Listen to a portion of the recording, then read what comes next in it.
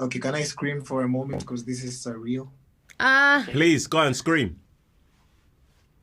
Ah! Had to do that.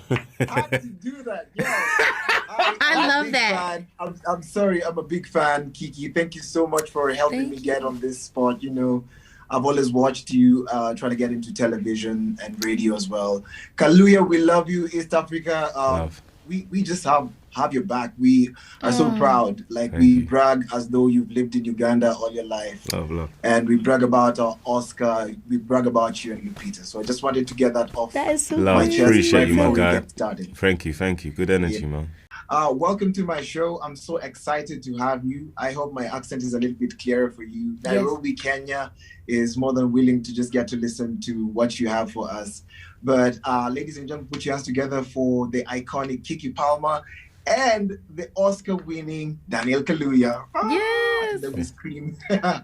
So I'm so excited for this. I know you're tired from the interviews that you've done all through, but I'd like to know, like, how did you prepare for your roles? And there's so much chemistry where you play brother and sister. So I'd like to know how that came about.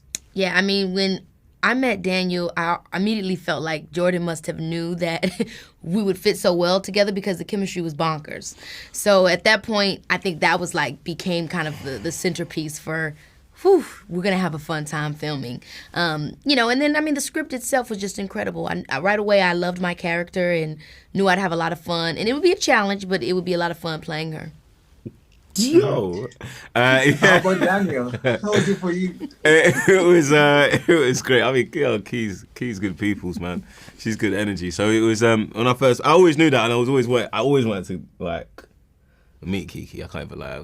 I thought she was like all my friends are really gassed about you, know that. Yay! No, they just as a person, they was like, oh man, like Keke's the best vibes. Like no, but like on screen and like and as a fan. They're so, like, so do you know what I mean? happy. But yeah, and then you got like loads of generation of people that came after me that just like love you off. Like you remember Sean's little brother that was like, yeah, True Jackson. Nice. So yeah, but anyway, so then in terms of doing Keke, it was just like it was effortless, if I'm being honest, because she's like you can't not like her. You know what I mean? But I don't want to waste your time. You got to know you got more questions. Yeah, I have more questions. So I'd like to know, this is not the first time you're working with Jordan Peele. That's Daniel. And I know it's also not the first time you're working with Jordan Peele, Keke, because you made an appearance in one of the Jordan and Peele episode. And Key and Peele episode. So I'd like to know, how did he pitch it to you? Because I know phone calls had to be made. So how did he pitch it to you? Because I know you in Get Out, you did a lot of great things together. But how did he pitch it to you for this project? Yeah, he called me up. He called me up in the pandemic and then just was on the phone for like 2 hours and told me the film, spoke about the film.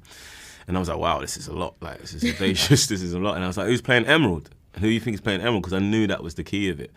And he said, Keke Palmer. I was like, oh, well, then you got a hit then. All right, cool, I see what you're doing there. And then I just loved the fact that he was going for it, and it was a blockbuster, and it was like it's centered about two characters, black characters that love each other, but it's not centered around racism, but it doesn't mean that there's a devoid of that context in the background. But yeah, and I just felt that and Jordan's got a visionary mind. That's exciting. I know I'm running out of time. I'd like to know, what should people expect? Because I know in Get Out, we were told not to sit down because we knew we were going to get out of the scene completely. In this one, you tell us not to look up. And someone told me after watching your film, look up. I was like, nope. So what should we expect from this? Man, that's so hard. I think you should expect something that you can watch with the whole family. You know what I mean? It has a couple of curse words in it. But other than that, it's still something that you all can watch. And the fear and the horror, although in the film is very apparent in one particular way, I think the horror really has more to say about what's going on in our society right now. Our obsession with attention and the violence of viewing. It has a lot of different layers to it. So I would say go in open-minded and be ready to have a lot of conversations afterwards. Don't be afraid to make it a discussion, because that's what it's for. Mm-hmm. Keke and Kaluuya, thank you so much. May y'all be successful in your own right, because maybe we wish you success, but it's not in your own right. May you be successful according to how you wrote it growing up. Yes, love, man. I appreciate you, man. I love that. Thank you so much. Bless up, man. That was awesome. He's fucking great. Thanks. I love It's fine. it.